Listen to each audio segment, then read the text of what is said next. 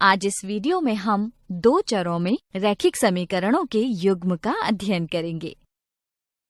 कल राहुल का जन्मदिन था और आज ये महाशय जी खर्च किए गए पैसों का हिसाब कर रहे हैं, लेकिन वो एक उलझन में हैं। राहुल ने कल दुकान से कुल 165 रुपए में कुछ गुब्बारे और आइसक्रीम खरीदी थी, लेकिन अब उसे ये याद नहीं कि उसने कल कितने गुब्बारे और कितनी आइसक्रीम खरीदी थी। परंतु उसे याद है कि एक गुब्बारा 3 रुपए का और एक आइसक्रीम 12 रुपए की थी तथा गुब्बारों और आइसक्रीम की कुल संख्या 19 थी। इस तरह की स्थितियों को हम दो चर वाले रैखिक समीकरणों यानी लीनियर इक्वेशन इन 2 वेरिएबल्स की सहायता से हल कर सकते हैं, जिससे आइसक्रीम व गुब्बारों की संख्या का पता चल जाता है। चलिए देखते हैं कैसे। माना कि राहुल द्वारा खरीदे जाने वाले गुब्बारों की संख्या x तथा आइसक्रीम की संख्या y है और राहुल यह भी जानता है कि दोनों वस्तुओं की कुल संख्या 19 है। इतनी जानकारी से हम पहला समीकरण बना सकते हैं, जो कि x जमा y बराबर 19 होगा, जिसे x जमा y घटा 19 बराबर 0 भी लिखा जा सकता है। अब आगे चलते हैं और देखते हैं कि राहुल ने एक गुब्बारे पर 3 रुपए खर्च किए हैं, तो x गुब्बारों पर 3 गुना x यानी 3x रुपए खर्च होंगे। इसी प्रकार राहुल ने एक आइसक्रीम पर 12 रुपए खर्च किए हैं, तो y आइसक्रीम पर 12 गुना y यानी 12 y रुपए खर्च होंगे और इन दोनों पर कुल खर्च किए गए 165 रुपए यानी 3x जमा 12y बराबर है 165। दोनों समीकरणों को साथ में रखने पर ये हमें राहुल द्वारा किए गए खर्च की जानकारी देती है। ये दोनों रैखिक समीकरण दो चरों x तथा y में हैं। इस प्रकार के समीकरणों को दो चरों में रैखिक समीकरणों का एक युग्म कहते हैं। हम जानते हैं कि दो चरों x और y में एक रैखिक समीकरण का व्यापक रूप ax जमा by जमा c बराबर 0 है। अतः दो चरों x और y में रैखिक समीकरण युग्म को व्यापक रूप में इस प्रकार दर्शाया जा सकता है। तो अगर हम अपनी इन दो समीकरणों को देखें तो इनमें a1 1, b1 1 व c1 ऋणात्मक 19 तथा a2 3, b2 12 व c2 ऋणात्मक 165 है। इस वीडियो में हमने दो चरों में रैखिक समीकरणों के युग्म का अध्ययन किया। अगली वीडियो में हम इस पर आधारित कुछ उदाहरण देखेंगे।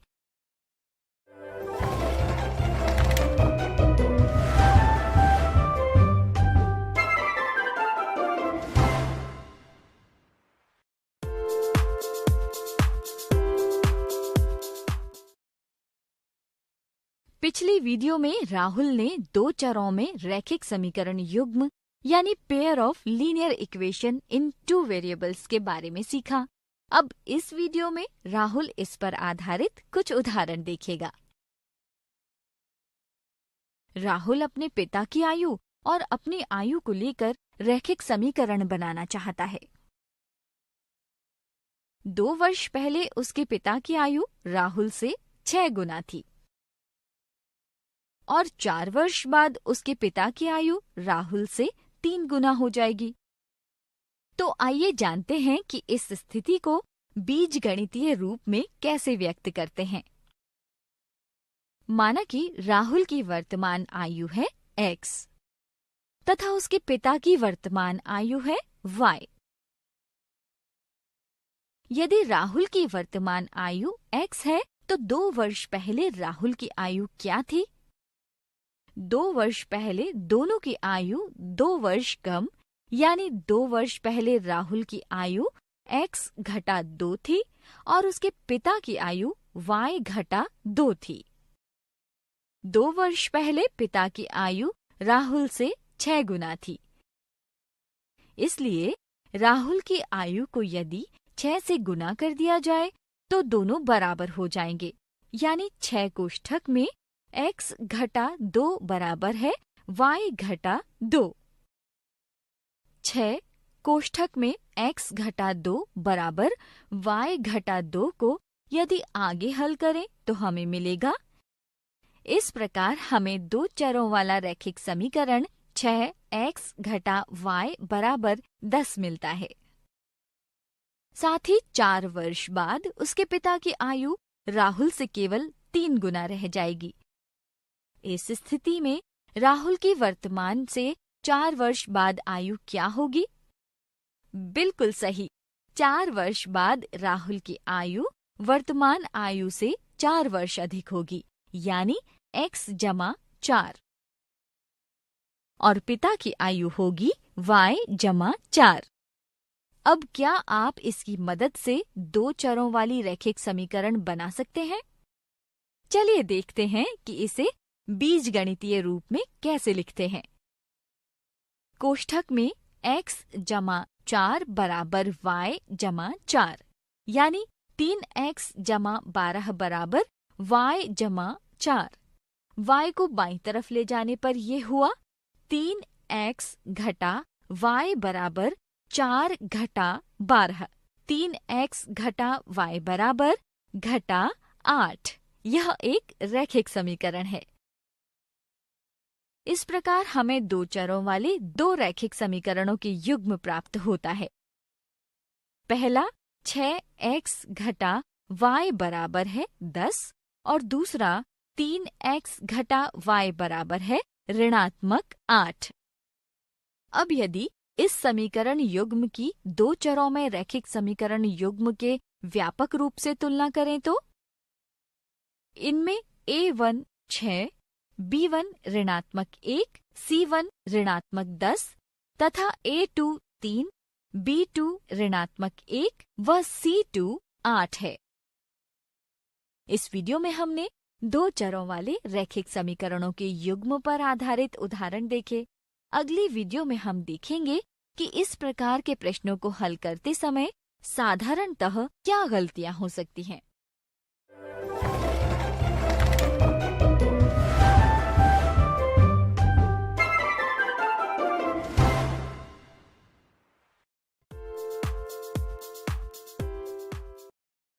अब तक हमने 2 चरों में रैखिक समीकरण युग्म यानी pair of linear equation in 2 variables का अध्ययन किया।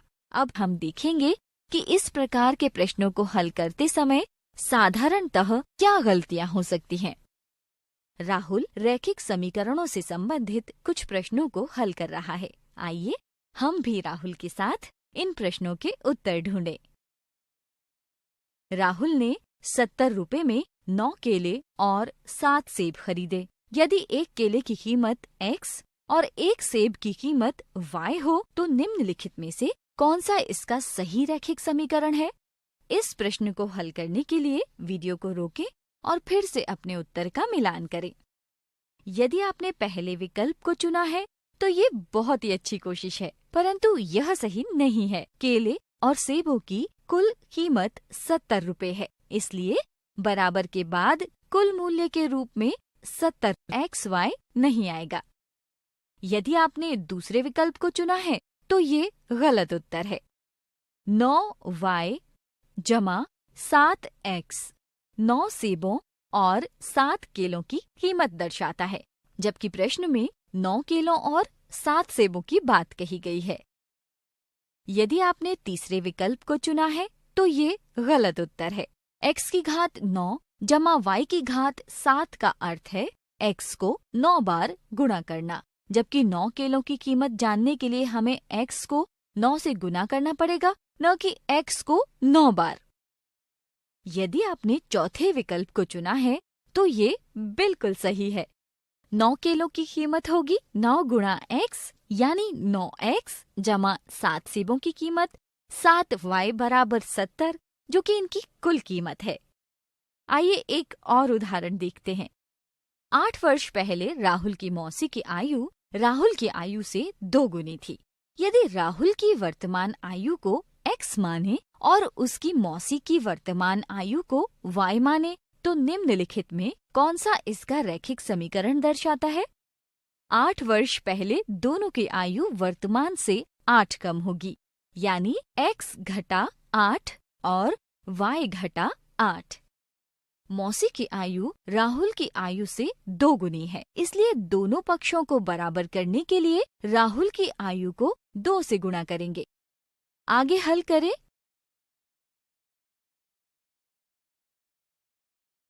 तो इससे हमें 2x घटा y बराबर 8 प्राप्त होता है। अतः आप कह सकते हैं कि चौथा विकल्प सही उत्तर है। आइए अब देखते हैं कि बाकी विकल्प क्यों और कैसे गलत हैं। पहला विकल्प गलत है क्योंकि राहुल और उसकी मौसी की आयु को बराबर रखने के लिए हमें राहुल की आयु को दुगना करना होगा, क्योंकि मौसी की आयु तो पहले ही 2 गुनी है। पर इस विकल्प में मौसी की आयु को और 2 गुना कर दिया, जिससे मौसी की आयु 4 गुना हो गई, इसलिए ये विकल्प गलत है।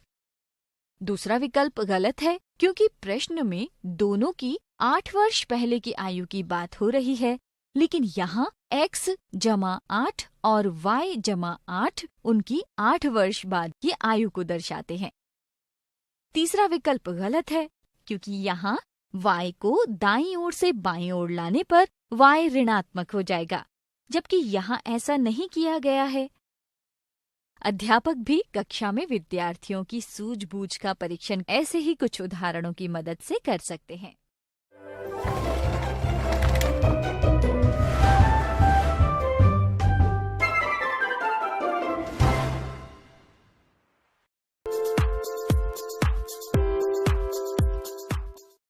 अब तक हम 2 चरों में रैखिक समीकरण युग्म के बारे में पढ़ चुके हैं। इस वीडियो में हम रैखिक समीकरण युग्म को हल करने की ग्राफीय विधि तथा समीकरण युग्म द्वारा निरूपित रेखाओं के व्यवहार का अध्ययन करेंगे। क्या आप बता सकते हैं कि 2 चरों में रैखिक समीकरण का ज्यामितीय निरूपण कैसा होता है? बिल्कुल सही, यह एक सरल रेखा होता है। इस रैखिक समीकरण का प्रत्येक हल समीकरण को निरूपित करने वाली रेखा पर स्थित एक बिंदु होता है। तो हम कह सकते हैं कि 2 चरों में रैखिक समीकरण युग्म ज्यामितीय रूप में 2 सरल रेखाओं के युग्म को निरूपित करेगा। आपको याद होगा, पिछली वीडियो में राहुल अपने जन्मदिन पर खरीदे गए गुब्बारों और आइसक्रीम की संख्या ज्ञात करने के लिए किस प्रकार स्थितियों के अनुसार 2 चरों में एक रैखिक समीकरण युग्म बनाता है। अब वह इस समीकरण युग्म को हल कर गुब्बारों व आइसक्रीम की संख्या ज्ञात करना चाहता है। आइए राहुल की मदद करते हैं। ऐसा करने के लिए यदि दोनों समीकरणों में x के कुछ मानों के संगत y के मानों को लेकर ग्राफ पेपर पर अंकित ग्राफ बनाएं, तो हमें सरल रेखाओं का एक युग्म प्राप्त होता है। ये दोनों रेखाएं एक दूसरे को बिंदु 7, 12 पर प्रतिच्छेद करती हैं, जो कि दोनों रेखाओं के लिए एकमात्र उभयनिष्ठ बिंदु है। अतः x बराबर 7 तथा y बराबर 12 इस समीकरण युग्म का एक हल होगा। चूंकि बिंदु 7, 12 दोनों रेखाओं का एक उभयनिष्ठ बिंदु है, इसलिए 2 चरों में इस रैखिक समीकरण युग्म का एकमात्र हल है। अतः राहुल ने 7 गुब्बारे व 12 आइसक्रीम खरीदे थे। इस उदाहरण में आपने देखा कि दोनों रेखाएं एक दूसरे को एक बिंदु पर प्रतिच्छेद करती हैं। क्या आप एक तल में दोनों रेखाओं के लिए और किसी स्थिति के बारे में सोच सकते हैं? हम जानते हैं कि एक तल में यदि 2 रेखाएं हों तो वह रेखाएं या तो प्रतिच्छेदी इंटरसेक्टिंग या संपाती कोइंसिडेंट या समानांतर पैरेलल होंगी। इन 3 स्थितियों को किसी 2 चर में रैखिक समीकरण युग्म के लिए इस प्रकार दर्शाया जा सकता है। यदि समीकरण युग्म में x के गुणांकों का अनुपात y के गुणांकों के अनुपात के बराबर नहीं है, तो समीकरण युग्म द्वारा निरूपित रेखाएं प्रतिच्छेदी रेखाएं यानी कि इंटरसेक्टिंग लाइन्स होंगी। ऐसे में समीकरण युग्म का केवल एक हल यानी कि अद्वितीय यानी कि यूनिक हल होता है।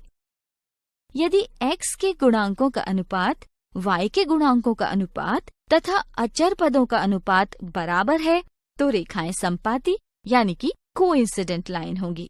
ऐसे में समीकरण युग्म के अपरिमित अनेक हल हो सकते हैं। और यदि x के गुणांकों का अनुपात तथा y के गुणांकों का अनुपात अचर पदों का अनुपात के बराबर नहीं है तो रेखाएं समानांतर रेखाएं यानी कि पैरेलल लाइंस होती हैं। ऐसे में समीकरण युग्म का कोई हल नहीं होता।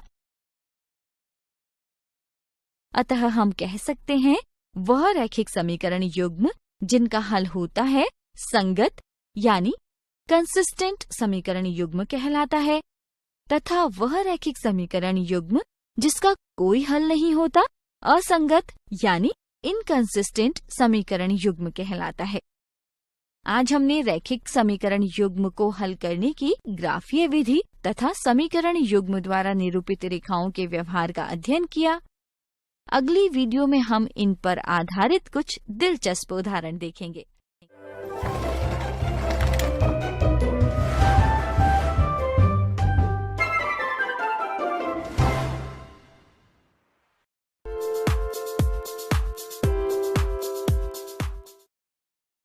हमने पिछली वीडियो में दो चरों में रैखिक समीकरण युग्म को हल करने की ग्राफीय विधि का अध्ययन किया। आज इस वीडियो में हम इस पर तथा रैखिक समीकरण युग्म द्वारा निरूपित रेखाओं के व्यवहार पर आधारित कुछ उदाहरण देखेंगे। दिए गए रैखिक समीकरण युग्म को ग्राफीय विधि से हल कीजिए। दिए गए समीकरण युग्म के प्रत्येक समीकरण में x के कुछ मानों के संगत y के मानों को लेकर ग्राफ पेपर पर आलेखित करें तो समीकरण युग्म को निरूपित करने वाली दो सरल रेखाएं प्राप्त होती हैं। आप देख सकते हैं कि ये दोनों रेखाएं संपाती रेखाएं यानी कि कोइंसिडेंट लाइंस हैं। क्या आप बता सकते हैं इसका क्या मतलब है? इसका मतलब है कि समीकरण युग्म आश्रित संगत यानी कि डिपेंडेंट कंसिस्टेंट समीकरण युग्म है। अतः इस रैखिक समीकरण युग्म के अपरिमित अनेक हल होंगे। आइए अब एक और उदाहरण देखते हैं। समीकरण युग्म 2x जमा y बराबर 6 तथा 4x जमा 2y बराबर 5 के कितने हल होंगे? आप इसका पता कैसे लगा सकते हैं? क्या आप दोनों समीकरणों के गुणांकों व अचर पदों में कोई संबंध ढूंढ सकते हैं? दिए गए समीकरण युग्म की रैखिक समीकरण युग्म के व्यापक रूप से तुलना करने पर a1 बराबर 2, b1 बराबर 1, c1 बराबर ऋणात्मक 6, a2 बराबर 4, b2 बराबर 2 तथा c2 बराबर ऋणात्मक 5 मिलता है। आप देख सकते हैं कि यहाँ a1 बटा a2 बराबर है, b1 बटा b2 बराबर नहीं है c1 बटा c2 के। पिछले वीडियो में हमने रैखिक समीकरण द्वारा निरूपित रेखाओं के व्यवहार का अध्ययन किया था, जिसके अनुसार कह सकते हैं कि दिया गया रैखिक युग्म समांतर रेखाओं को प्रदर्शित करता है जिसका कोई हल नहीं है। क्या आप बता सकते हैं कि यह समीकरण युग्म संगत है या असंगत? क्योंकि इस रैखिक समीकरण युग्म का कोई हल नहीं है, इसलिए यह असंगत समीकरण युग्म है। आज इस वीडियो में हमने दो चरों में रैखिक समीकरण युग्म को हल करने की ग्राफीय विधि तथा रैखिक समीकरण युग्म द्वारा निरूपित रेखाओं के व्यवहार पर आधारित कुछ उदाहरण देखे।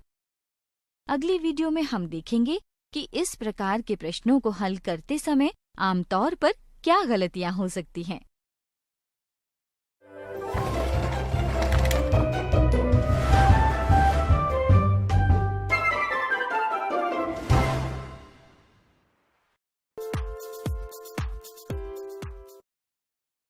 अब तक हमने दो चरों में रैखिक समीकरण युग्म द्वारा निरूपित रेखाओं के व्यवहार का अध्ययन किया।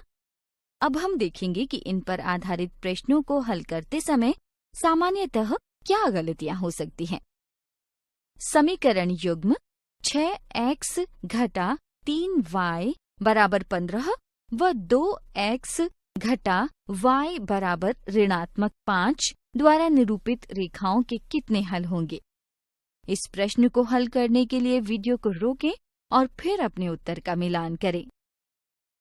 दिए गए समीकरण युग्म की दो चरों में रैखिक समीकरण युग्म के व्यापक रूप से तुलना करने पर आप देख सकते हैं कि a1 बटा a2 बराबर है, b1 बटा b2 बराबर नहीं है c1 बटा c2 के। इस स्थिति में समीकरण युग्म द्वारा निरूपित रेखाएं समांतर रेखाएं होंगी जिनका कोई हल नहीं होता। अतः विकल्प 3 सही उत्तर है। यदि आपने पहले विकल्प को चुना है तो ये अच्छी कोशिश है, परंतु यह गलत उत्तर है, क्योंकि समीकरण युग्म का एक या अद्वितीय हल होने के लिए रेखाओं का प्रतिच्छेदी होना जरूरी है, और वह तब ही संभव है जब x व y के गुणांकों का अनुपात बराबर ना हो, जबकि यहाँ ऐसा नहीं है। अतः विकल्प 1 गलत उत्तर है। यदि आपने दूसरे विकल्प को चुना है तो ये अच्छी कोशिश है, परंतु यह भी गलत उत्तर है, क्योंकि दिए गए समीकरण युग्म की दो चरों में रैखिक समीकरण युग्म के व्यापक रूप से तुलना करते समय आप पहले समीकरण के अचर पद का ऋणात्मक चिन्ह लगाना भूल गए, जिस कारण x व y के गुणांकों का अनुपात तथा अचर पदों का अनुपात बराबर हो गए और आपका उत्तर गलत हो गया। अध्यापक भी कक्षा में विद्यार्थियों की सूझबूझ का परीक्षण ऐसे ही कुछ उदाहरणों की मदद से कर सकते हैं।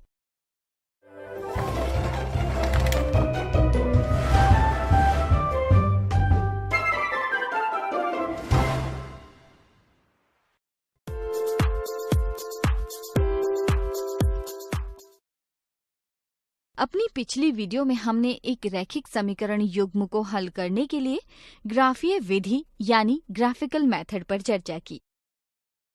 आगे बढ़ते हुए हम दो चरों में एक रैखिक समीकरण युग्म को हल करने की बीजगणितीय विधियों यानी कि अलजेब्रिक मेथड्स को देखेंगे, जिसमें सबसे पहले हम प्रतिस्थापन विधि यानी कि सब्स्टिट्यूशन मेथड का अध्ययन करेंगे। क्या आप इस रैखिक समीकरण से चर y को चर x के पदों में लिख सकते हैं? बिल्कुल सही। x के पदों में चर y 9 घटा 2 x के बराबर होगा। हमने पिछली वीडियो में गुब्बारों व आइसक्रीम की संख्या ज्ञात करने के लिए राहुल की मदद ग्राफीय विधि से की थी। तो आइए प्रतिस्थापन विधि को समझने के लिए फिर से राहुल द्वारा बनाए गए दो चरों में रैखिक समीकरण युग्म को देखते हैं। प्रतिस्थापन विधि को हम 3 चरणों में विभक्त कर सकते हैं। पहले चरण में हम किसी एक समीकरण को जो सुविधाजनक हो को लेकर उसके एक चर को दूसरे चर के पदों में लिखते हैं।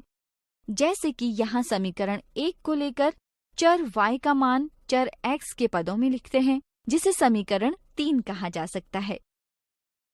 अगले चरण में y के इस मान को बची हुई समीकरण में प्रतिस्थापित करते हैं, जैसे कि यहाँ समीकरण 3 से चर y के मान को समीकरण 2 में प्रतिस्थापित किया है। ऐसा करने पर हमें एक चर में रैखिक समीकरण प्राप्त होता है, जिसे आगे हल करने पर चर का मान यानी कि x बराबर 7 मिलता है।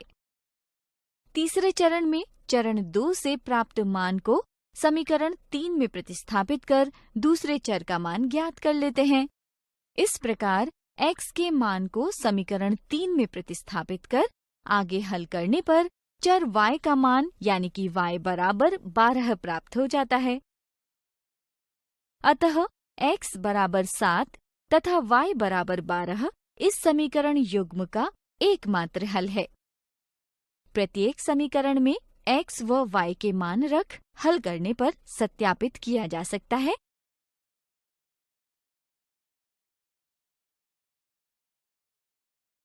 कि x बराबर 7 तथा y बराबर 12 इस समीकरण युग्म का एकमात्र हल है। अतः राहुल ने 7 गुब्बारे व 12 आइसक्रीम खरीदे थे।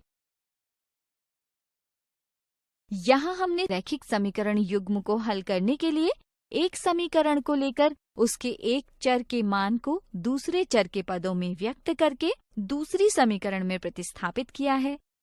इसलिए इस विधि को प्रतिस्थापन विधि यानी कि सब्स्टिट्यूशन मेथड कहते हैं। आज इस वीडियो में हमने 2 चरों में रैखिक समीकरण युग्म को हल करने की प्रतिस्थापन विधि का चरणबद्ध अध्ययन किया। अगली वीडियो में हम प्रतिस्थापन विधि पर आधारित कुछ उदाहरण देखेंगे।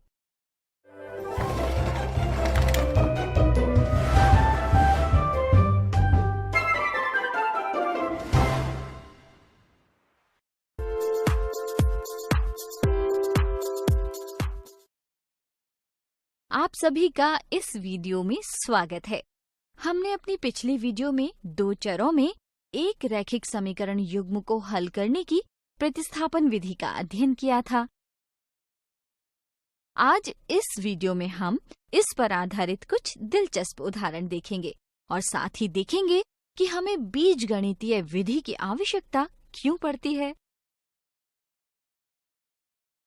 दिए गए समीकरण युग्म को प्रतिस्थापन विधि द्वारा हल कीजिए।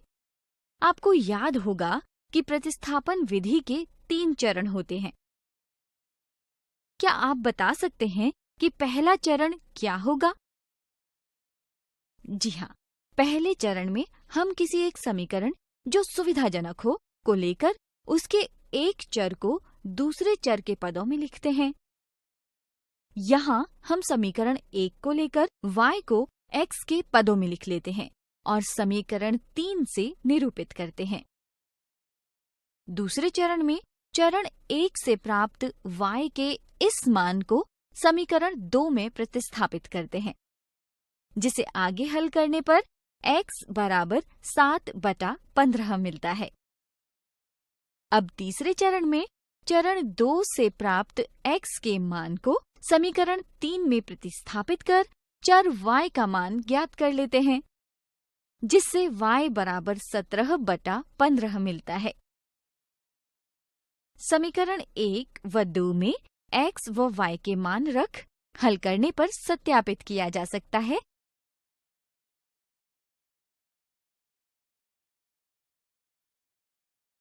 कि x बराबर 7/15 तथा y बराबर 17/15 इस समीकरण युग्म का एकमात्र हल है। आप यहाँ देख सकते हैं कि इस रैखिक समीकरण युग्म के हल पूर्णांक नहीं हैं। जब रैखिक समीकरणों के हलों को निरूपित करने वाले निर्देशांक पूर्णांक न हो, तब ग्राफीय विधि का प्रयोग करना सुविधाजनक नहीं होता, क्योंकि ऐसे बिंदुओं को ग्राफ पर पढ़ने में अक्सर गलती हो जाती है। इस स्थिति में रैखिक समीकरण युग्म को ग्राफीय विधि से हल न कर किसी बीजगणितीय विधि से हल कर सकते हैं। आइए एक और उदाहरण देखते हैं। निम्न रैखिक समीकरण युग्म को प्रतिस्थापन विधि से हल कीजिए। सबसे पहले समीकरण 2 को लेकर चर x को y के पदों में लिखते हैं। अब x के इस मान को समीकरण 1 में प्रतिस्थापित कर हल करने पर हमें एक चर रहित असत्य कथन प्राप्त होता है। क्या आप बता सकते हैं इसका क्या मतलब है? यदि आपको रैखिक समीकरण युग्म को हल करते हुए चरण 2 में चर रहित एक सत्य कथन मिलता है, तो मूल समीकरण युग्म के अपरिमित अनेक हल होंगे। और यदि चर रहित एक असत्य कथन मिलता है, तो मूल समीकरण युग्म का कोई हल नहीं होगा, क्योंकि हमारे इस उदाहरण में हमें चर रहित असत्य कथन मिला है। अतः दिए गए समीकरण युग्म का कोई हल नहीं होगा। इस वीडियो में हमने 2 चरों में एक रैखिक समीकरण युग्म को हल करने की प्रतिस्थापन विधि पर आधारित कुछ उदाहरण देखे। साथ ही हमने बीजगणितीय विधि के प्रयोग के महत्व को भी जाना। अगली वीडियो में हम देखेंगे कि इस प्रकार के प्रश्नों को हल करते समय साधारणतः क्या गलतियां हो सकती हैं।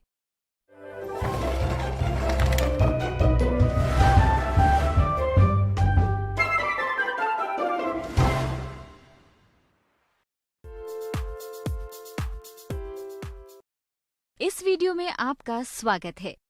पिछली वीडियो में हमने दो चरों में एक रैखिक समीकरण युग्म को हल करने की प्रतिस्थापन विधि पर आधारित कुछ उदाहरण देखे। प्रतिस्थापन विधि द्वारा प्रश्नों को हल करते समय सामान्यतः क्या गलतियां हो सकती हैं? दिए गए समीकरण युग्म को प्रतिस्थापन विधि द्वारा हल कीजिए। प्रश्न को हल करने के लिए वीडियो को रोकें और फिर अपने उत्तर का मिलान करें। सबसे पहले दिए गए समीकरण युग्म से समीकरण 1 को लेकर x को y के पदों में लिखते हैं। अब x के इस मान को समीकरण 2 में प्रतिस्थापित कर हल करने पर y बराबर 1 मिलता है। y के मान को समीकरण 3 में प्रतिस्थापित करने पर x बराबर 0 प्राप्त होता है। अतः दिए गए समीकरण युग्म के लिए x बराबर 0 व y बराबर 1 सही हल है, यानी कि विकल्प 3 सही उत्तर है। यदि आपने विकल्प 1 का चयन किया है तो ये अच्छी कोशिश है, परंतु यह गलत उत्तर है, क्योंकि प्रश्न को हल करते हुए जब आपने समीकरण 1 को लेकर x को y के पदों में लिखा, तब 2y को दाईं से बाईं ओर ले जाते हुए उसका चिन्ह बदलना भूल गए और उसी आधार पर आगे का प्रश्न हल कर दिया, जिस कारण आपका उत्तर गलत हो गया। यदि आपने विकल्प 2 का चयन किया है तो यह अच्छी कोशिश है, परंतु यह भी गलत उत्तर है, क्योंकि प्रश्न को हल करने के लिए आपने समीकरण 1 का चयन कर x को y के पदों में लिखा।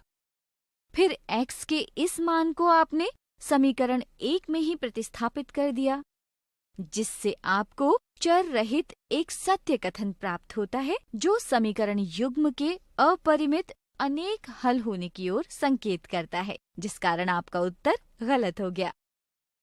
तो उम्मीद है कि आपको समझ आ गया होगा कि इस उदाहरण में तीसरा विकल्प क्यों सही है और बाकी विकल्प क्यों गलत हैं। अध्यापक भी कक्षा में विद्यार्थियों की सूझबूझ का परीक्षण ऐसे ही कुछ उदाहरणों की मदद से कर सकते हैं।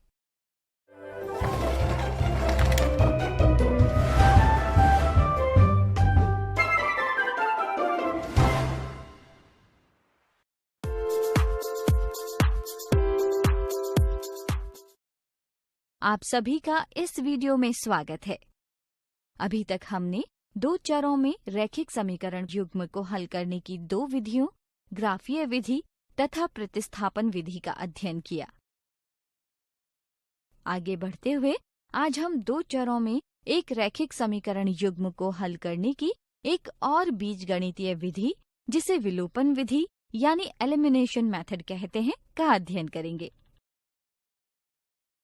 आइए एक बार फिर राहुल द्वारा बनाए गए दो चरों में एक रैखिक समीकरण युग्म को देखते हैं।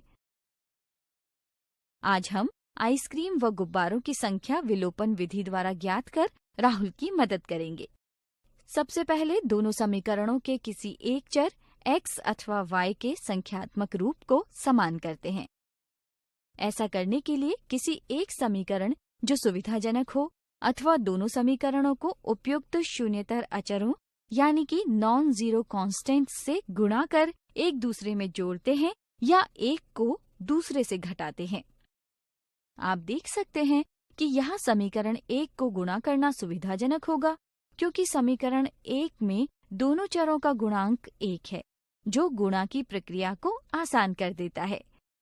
समीकरण 2 में x का गुणांक 3 है, इसलिए दोनों समीकरणों में चर x को संख्यात्मक रूप से समान करने के लिए समीकरण 1 को 3 से गुणा करते हैं।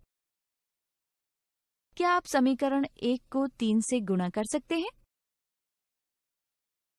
शाबाश!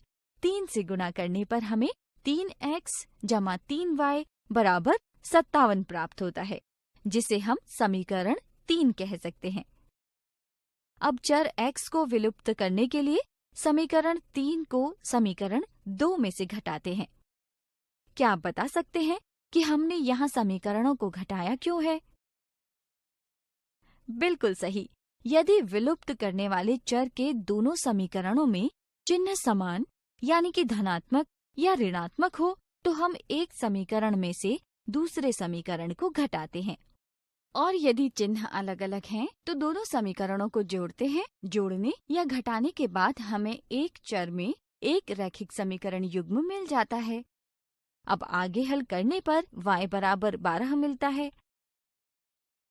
अब y के इस मान को किसी भी समीकरण जो सुविधाजनक हो में प्रतिस्थापित करते हैं।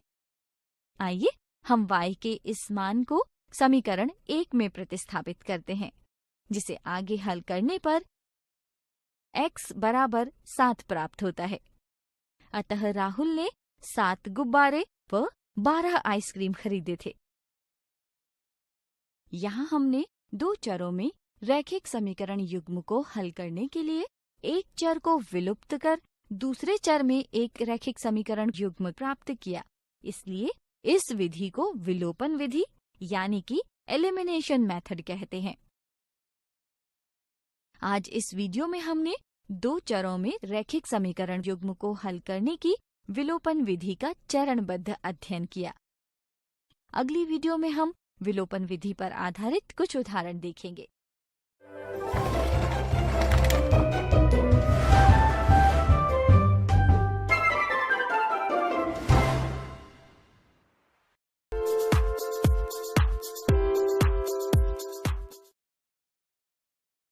आप सभी का वीडियो में स्वागत है। हमने पिछली वीडियो में दो चरों में एक रैखिक समीकरण युग्म को हल करने की विलोपन विधि का अध्ययन किया था। आज इस वीडियो में हम इस पर आधारित कुछ दिलचस्प उदाहरण देखेंगे। दिए गए समीकरण युग्म को विलोपन विधि द्वारा हल कीजिए। क्या आप बता सकते हैं कि विलोपन विधि में सबसे पहले हमें क्या करना होगा? बिल्कुल सही। सबसे पहले हम किसी एक चर को संख्यात्मक रूप से समान करेंगे। समीकरण युग्म को देखकर आप बता सकते हैं कि यहाँ चर y को समान करना सुविधाजनक होगा, क्योंकि चर x की अपेक्षा चर y के गुणांक छोटे हैं, जो गुणा की प्रक्रिया को सुविधाजनक बना देते हैं।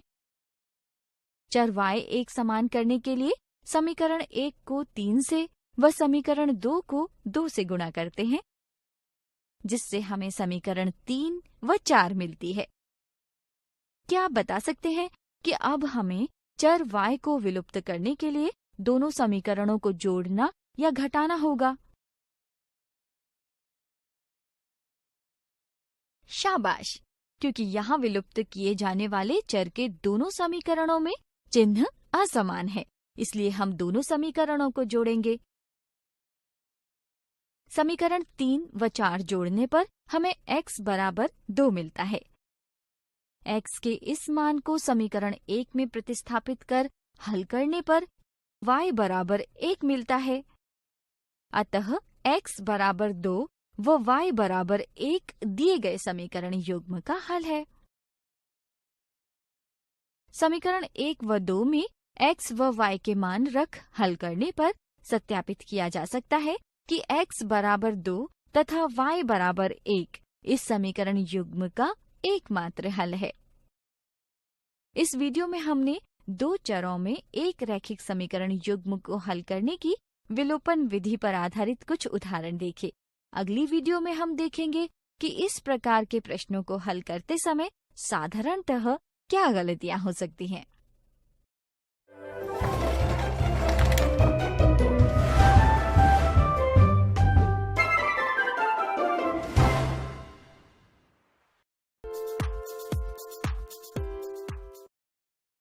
इस वीडियो में आपका स्वागत है। पिछली वीडियो में हमने दो चरों में एक रैखिक समीकरण युग्म को हल करने की विलोपन विधि पर आधारित कुछ उदाहरण देखे।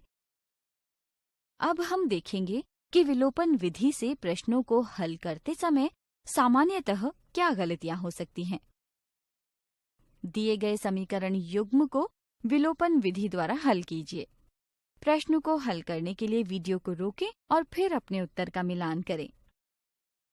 दिए गए रैखिक समीकरण युग्म में एक चर को विलुप्त करने के लिए जब आप समीकरण 1 को 2 से गुणा कर समीकरण 2 से घटाते हैं तो हमें एक चर रहित सत्य कथन मिलता है। आपको याद होगा कि जब हमें चर रहित एक सत्य कथन प्राप्त होता है तो उस स्थिति में दिए गए रैखिक समीकरण युग्म के अपरिमित अनेक हल हो सकते हैं। अतः रैखिक समीकरण युग्म के अपरिमित अनेक हल होंगे, अर्थात विकल्प 3 सही उत्तर है। यदि आपने विकल्प 1 का चयन किया है तो ये अच्छी कोशिश है, परंतु यह गलत उत्तर है, क्योंकि दिए गए रैखिक समीकरण युग्म को हल करने के लिए जब आप समीकरण 1 को 2 से गुणा करते हैं तब बाएं पक्ष में चर y वाले पद को 2 से गुणा करना भूल जाते हैं और प्रश्न को हल कर देते हैं।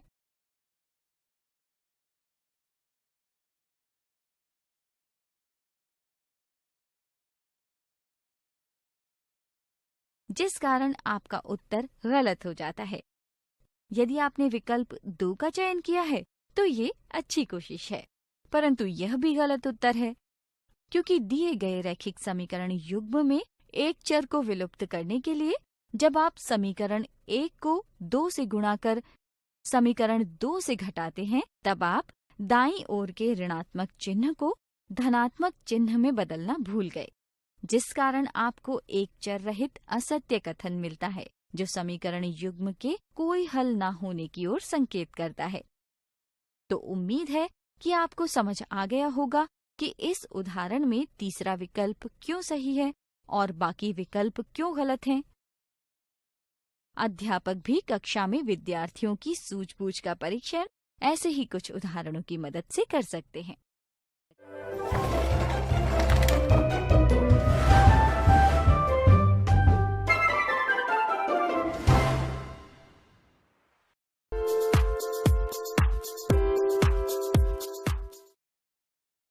आप सभी का इस वीडियो में स्वागत है। अब तक हमने दो चरों में एक रैखिक समीकरण युग्म को हल करने की ग्राफीय विधि तथा दो बीजगणितीय विधियों, पहली प्रतिस्थापन विधि व दूसरी विलोपन विधि का अध्ययन किया। इसी क्रम में आगे बढ़ते हुए हम तीसरी बीजगणितीय विधि वज्र गुणन विधि यानी कि क्रॉस मल्टीप्लिकेशन मेथड का अध्ययन करेंगे। आइए इसकी शुरुआत हम दो चरों में एक रैखिक समीकरण युग्म के व्यापक रूप से करते हैं।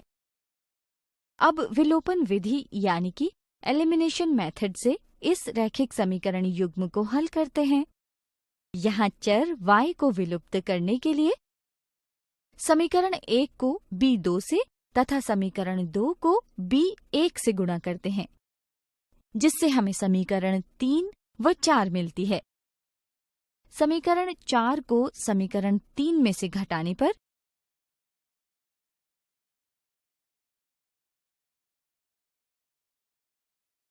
x बराबर b1 c2 घटा b2 c1 बटा a1 b2 घटा a2 b1 प्राप्त होता है, जहाँ a1 b2 घटा a2 b1 बराबर नहीं है 0 के।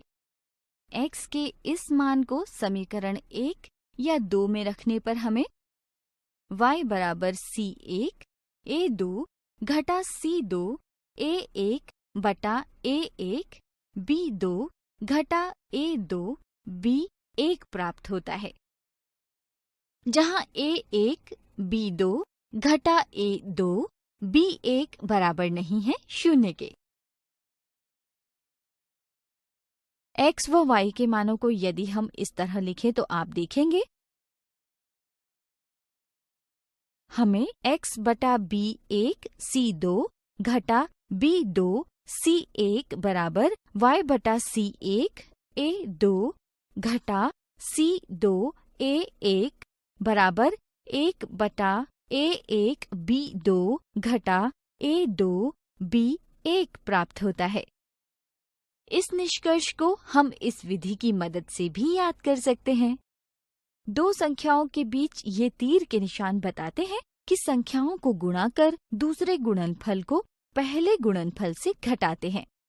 इस विधि में आप देख सकते हैं कि इन तीरों के निशानानुसार वज्र यानी कि तिरछी गुणा करने की वजह से इस विधि को वज्र गुणन विधि यानी कि क्रॉस मल्टीप्लिकेशन मेथड कहा जाता है। वज्र गुणन विधि से रैखिक समीकरण युग्म को हल करने की प्रक्रिया को हम 4 चरणों में पूरा कर सकते हैं। चरण 1 में हम दिए गए रैखिक समीकरण युग्म को व्यापक रूप में लिख सभी गुणांकों व अचर पदों के मान ज्ञात कर लेते हैं। चरण 2 में हम दिए गए रैखिक समीकरण युग्म के लिए शर्त A1 B2 घटा A2 B1 बराबर नहीं है, 0 की जांच करते हैं। फिर दी गई विधि में सभी गुणांकों व अचर पदों के मान प्रतिस्थापित करते हैं और अंत में x व y के मान ज्ञात कर लेते हैं। ध्यान दें, यदि चरण 2 में समीकरण युग्म शर्त A1 B2 घटा A2 B1 बराबर नहीं है, 0 को पूरा नहीं करता है, तो इस रैखिक समीकरण के या तो अपरिमित अनेक हल होंगे या कोई हल नहीं होगा, जिसकी जांच आप इस सारणी की सहायता से कर सकते हैं। आज इस वीडियो में हमने 2 चरों में रैखिक समीकरण युग्म को हल करने की वज्र गुणन विधि का अध्ययन किया। अगली वीडियो में हम वज्र गुणन विधि पर आधारित कुछ उदाहरण देखेंगे।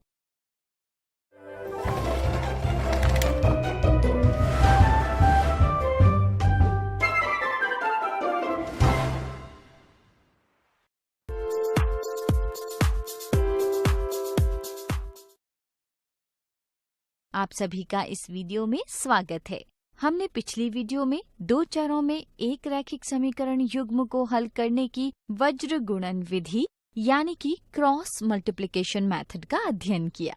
आज हम इस विधि पर आधारित कुछ दिलचस्प उदाहरण देखेंगे। एक भिन्न जिसके अंश में 1 जोड़ने तथा हर से 1 घटाने पर वह 1/2 हो जाती है, और यदि उसी भिन्न के हर में 2 जोड़ा जाए तो वह 1/3 हो जाती है। वह भिन्न ज्ञात कीजिए।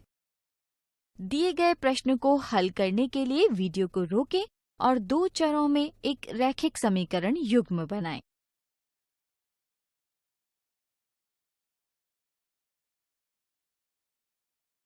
उम्मीद है आपने भी स्क्रीन पर दिखाया गया 2 चरों में एक रैखिक समीकरण युग्म बना लिया होगा।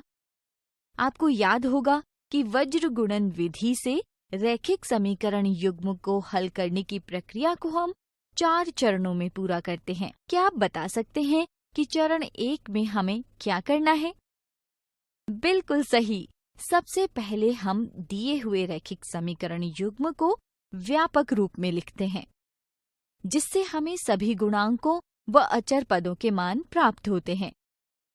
चरण 2 में हम दिए गए रैखिक समीकरण युग्म के लिए शर्त A1 B2 घटा A2 B1 बराबर नहीं है, 0 की जांच करते हैं। अब चरण 1 से प्राप्त इन सभी मानों को वज्र गुणन विधि में प्रतिस्थापित करते हैं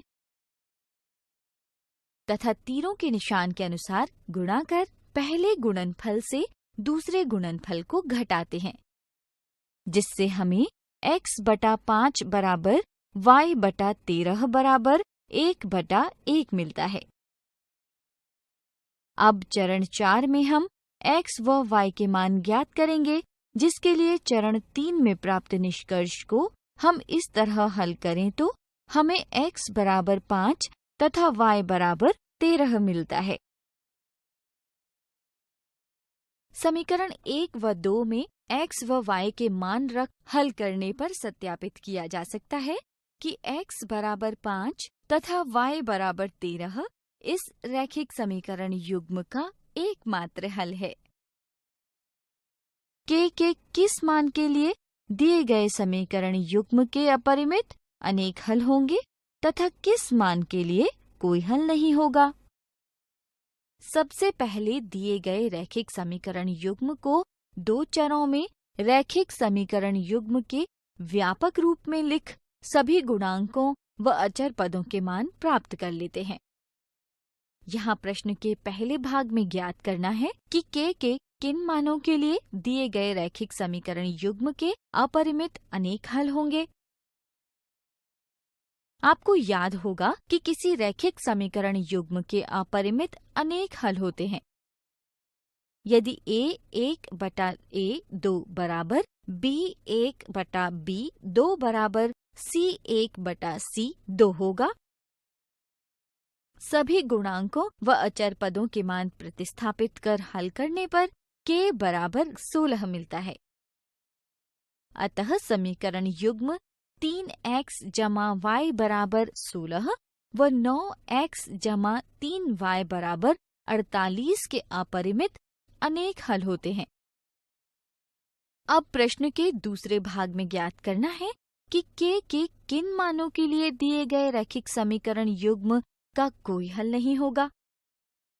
पुनः सारणी की सहायता से आप बता सकते हैं कि दिए गए रैखिक समीकरण युग्म का कोई हल नहीं होगा। यदि a1/a2 बराबर b1/b2 बराबर नहीं है, c1/c2 होगा। सभी गुणांकों व अचर पदों के मान प्रतिस्थापित कर हल करने पर k बराबर नहीं है 16 मिलता है। अतः 16 के अतिरिक्त k के सभी मानों के लिए दिए गए समीकरण युग्म का कोई हल नहीं होगा। इस वीडियो में हमने दो चरों में एक रैखिक समीकरण युग्म को हल करने की वज्र गुणन विधि पर आधारित कुछ उदाहरण देखे। अगली वीडियो में हम देखेंगे कि इस प्रकार के प्रश्नों को हल करते समय साधारणतः क्या गलतियां हो सकती हैं।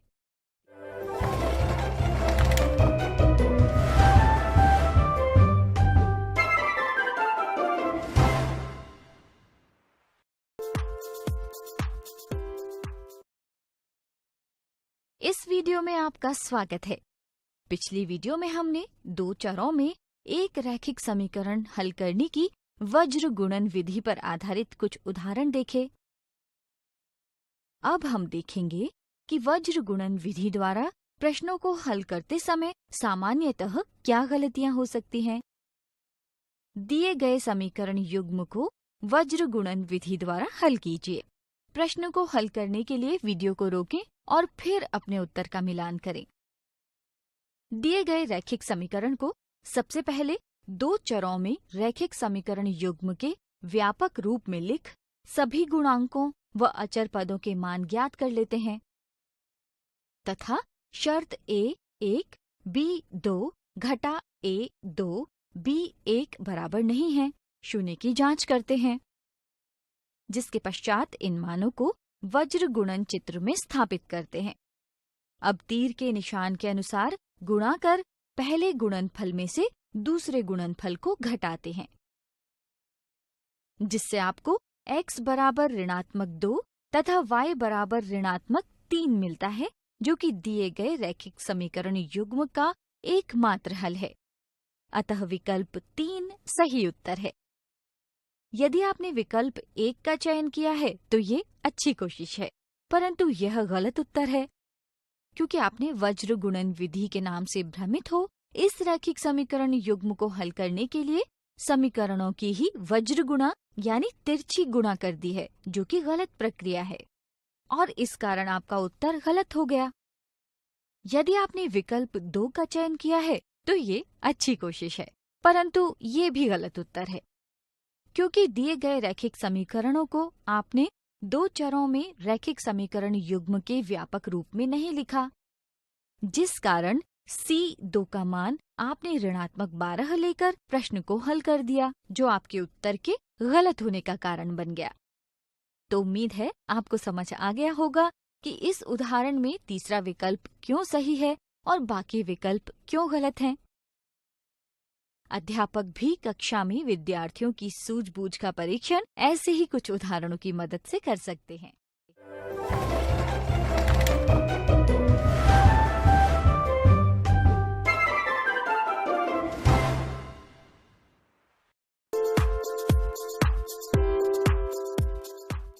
आप सभी का इस वीडियो में स्वागत है। अब तक हम दो चरों में एक रैखिक समीकरण युग्म को हल करने की ग्राफीय विधि व बीजगणितीय विधियों का अध्ययन कर चुके हैं। आज हम दो चरों के रैखिक समीकरण युग्म में बदले जा सकने वाले कुछ समीकरणों यानी कि equations reducible to a pair of linear equations in two variables को हल करना सीखेंगे। आपकी कक्षा के 5 लड़के व 2 लड़कियां मिलकर किसी गृह कार्य को 4 दिन में पूरा करते हैं, जबकि 2 लड़के व 1 लड़की मिलकर उसी गृह कार्य को 9 दिन में पूरा करते हैं। यदि इसी कार्य को एक लड़का व 1 लड़की अलग अलग अकेले करते हैं तो ज्ञात कीजिए कि दोनों को यह करने में कितना समय लगेगा।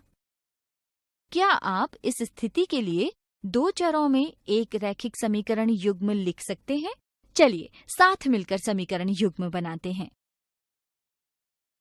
माना कि एक लड़के को अकेले यह कार्य करने में x दिन तथा एक लड़की को अकेले यह कार्य करने में y दिन लगते हैं।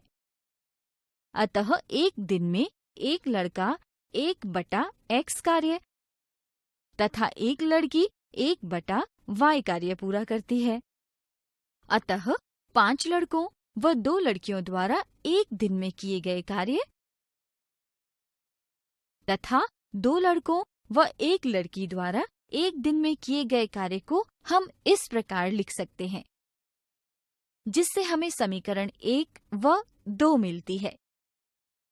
क्या आप इस समीकरण युग्म को हल कर सकते हैं? यदि हम इन दोनों समीकरणों को इस प्रकार लिखें तो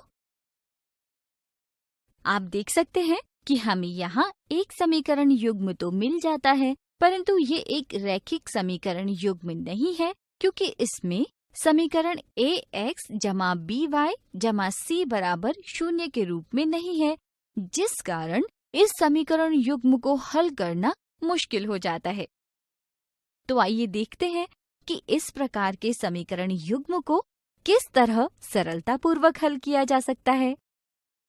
ऐसे समीकरण युग्मों को हल करने के लिए हम इन्हें दो चरों में रैखिक समीकरण युग्म में बदल सकते हैं। ऐसा करने के लिए यदि हम समीकरण 1 व 2 में 1/x बराबर m तथा 1/y बराबर n प्रतिस्थापित करें तो हमें समीकरण 3 व समीकरण 4 मिलती है। इस तरह हमने समीकरण 1 व 2 को रैखिक समीकरण युग्म के रूप में व्यक्त कर दिया है। अब हम समीकरण 3 व 4 को किसी भी विधि, ग्राफीय अथवा बीजगणितीय विधि से हल कर सकते हैं। वीडियो को रोकें और इसे हल करने का प्रयास करें।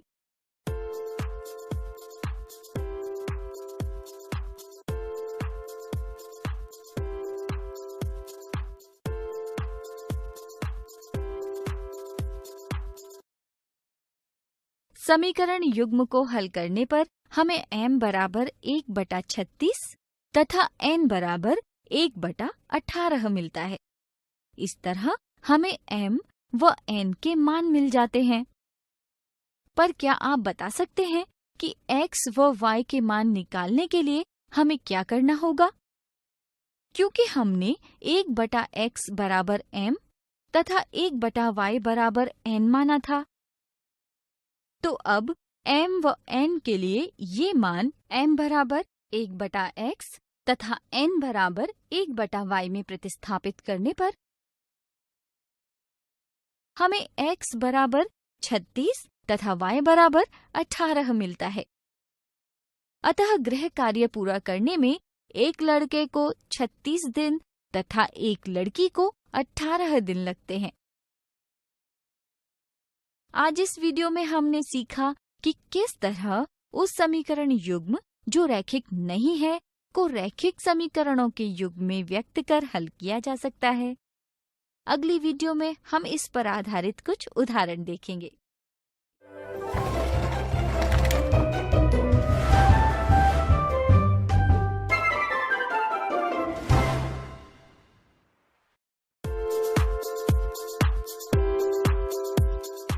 आप सभी का इस वीडियो में स्वागत है। अपनी पिछली वीडियो में हमने दो चरों के रैखिक समीकरणों के युग्म में बदले जा सकने वाले समीकरणों को हल करना सीखा। आज इस वीडियो में हम इस पर आधारित उदाहरण देखेंगे। दिए गए समीकरण युग्म को हल कीजिए। इस समीकरण युग्म को यदि इस प्रकार लिखें तो आप देखेंगे कि यह रैखिक समीकरण युग्म नहीं है, क्योंकि इसमें दोनों समीकरण ax जमा by जमा c बराबर 0 के रूप में नहीं है। क्या आप बता सकते हैं कि इस समीकरण युग्म को हल करने के लिए क्या करना होगा? बिल्कुल सही, कुछ जरूरी प्रतिस्थापन कर इस समीकरण युग्म को रैखिक समीकरण के रूप में बदल सकते हैं। यदि हम 1/x घटा y को m तथा 1/x जमा y को n मानकर समीकरण 1 व 2 में प्रतिस्थापित करें तो हमें समीकरण 3 व 4 मिलती है, जो दो चरों में एक रैखिक समीकरण युग्म को प्रदर्शित करती है। इस रैखिक समीकरण युग्म को किसी भी विधि माना विलोपन विधि द्वारा हल कर सकते हैं। वीडियो को रोकें और इसे हल करने का प्रयास करें।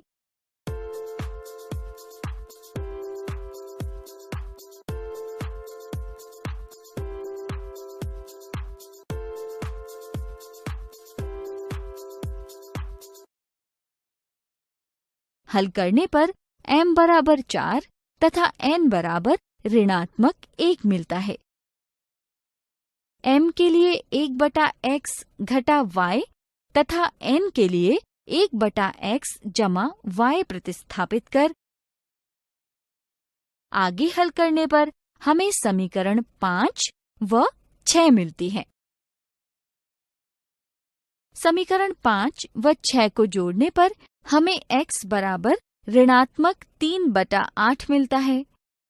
इसी तरह समीकरण 6 को समीकरण 5 से घटाने पर हमें y बराबर ऋणात्मक 5/8 मिलता है। अतः दिए गए समीकरण युग्म का एक अभीष्ट हल x बराबर ऋणात्मक 3/8 तथा y बराबर ऋणात्मक 5/8 है। समीकरण 1 व 2 में x व y के मान रख हल करने पर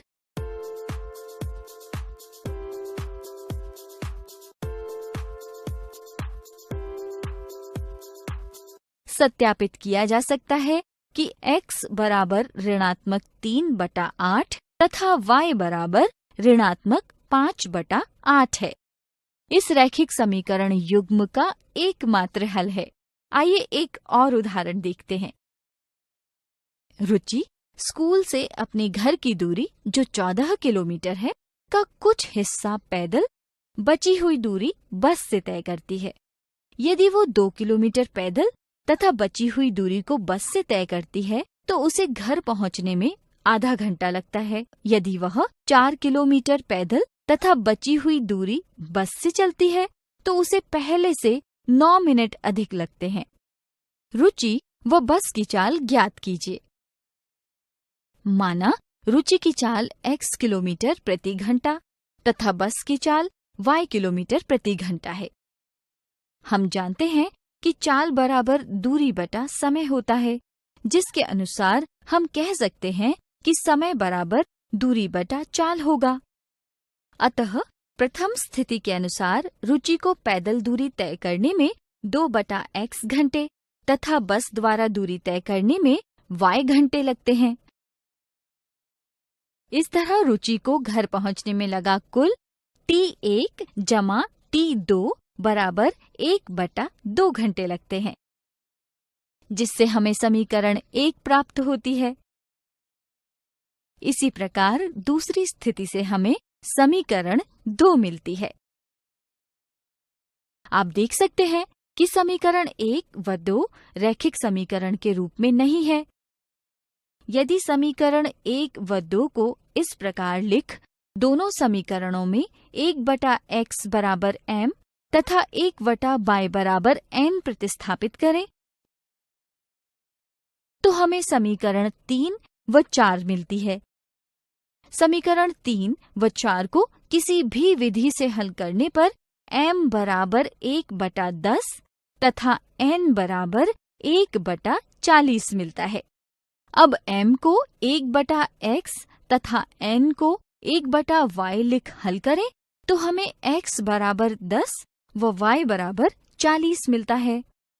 अतः रुचि की चाल 10 किलोमीटर प्रति घंटा तथा बस की चाल 40 किलोमीटर प्रति घंटा होगी। इस वीडियो में हमने दो चरों के रैखिक समीकरण युग्म में बदले जा सकने वाले समीकरणों पर आधारित उदाहरण देखे। अगली वीडियो में हम देखेंगे कि इस प्रकार के प्रश्नों को हल करते समय साधारणतः क्या गलतियां हो सकती हैं।